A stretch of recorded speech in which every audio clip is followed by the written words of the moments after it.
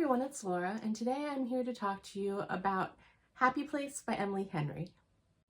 So I got most of the way through February for realizing that for a month that has Valentine's Day, I read almost no romances. And since I was kind of in a weird slump, I wanted something to lift my spirits, and a good romance could do that. So luckily in Libby, Happy Place was immediately ready for listening, and so I listened to it and I really liked it. So the story is about Harriet, and she is trying to become a doctor, and she's in her residency, and she's based in San Francisco. And now Happy Place is in reference to this cabin in Maine that she will go on yearly vacations with her friends. And she thinks of it as her happy place because she loves the people there, she loves the location, she loves the town, she basically loves everything about it. And so she, during a stressful work environment and just when she feels overwhelmed with life in general,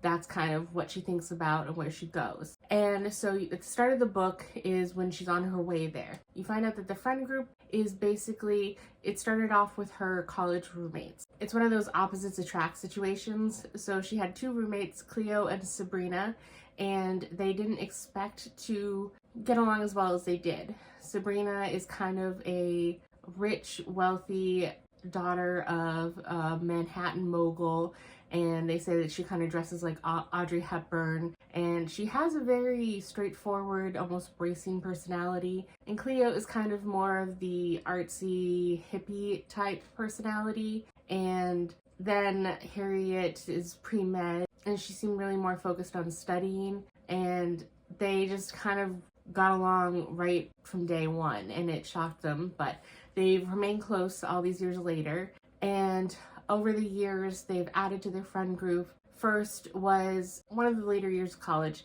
They moved to a new place and they got Parth as a roommate, and he was a year older than them. And it's really funny. I looked up the character names before filming this video because I didn't want to get anything wrong because it's all audiobooks, so I didn't read this book physically.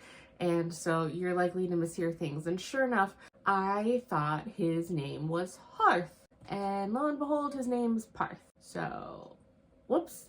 So he fits into the friend group really well. And through him, they get to know Win. And Win ends up eventually dating Harriet. So there's the five of them for the longest time. And then eventually after they graduate, Chloe, in her own time, ends up meeting Kim, who is her girlfriend, and thus it's the group of six. And Sabrina and Parth end up together as well. So it's basically, it went from 3 roommates to 3 couples. And at the start of this trip, you find out that Win and Harriet, they were engaged and they ended up breaking up. And they haven't told their friend groups, even though the breakup happened about 5 months ago. And Win is not supposed to come to this trip. And then Harriet was going to break it to their friend group on this vacation that they had broken up. But when she arrives at the cabin in Maine, for some reason, Win is there. So she's trying to figure out what's going on, why he backed out of the plan.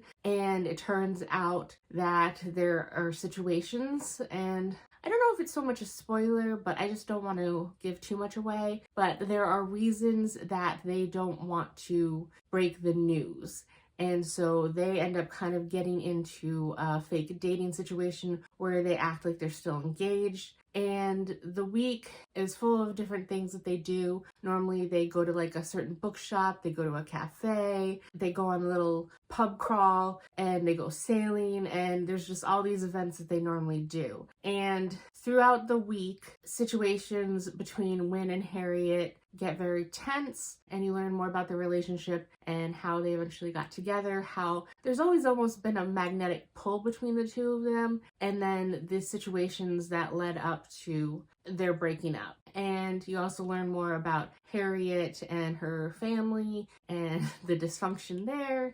And I think it's funny because these characters were really frustrating at times, but I think it's just kudos to Emily Henry for writing characters that are so realistic that they feel like real people with real issues. So what often bugs me in romance is miscommunication trope. And it's way overdone and it's not always done well. And a lot of the breakdown in Wyn and Harriet's relationship is due to communication. So right off the bat, that kind of gets my hackles up and it frustrates me. But when you see the thought process and the reasons why Harriet acts the way she does in the relationship, and then you learn more about Wyn and why he acts the way he does, you can totally understand where each of them is coming from. So even though I wanted to grab both of them by their heads and like smack them together and just say like, just talk to each other, you could have saved yourself so much time and so much effort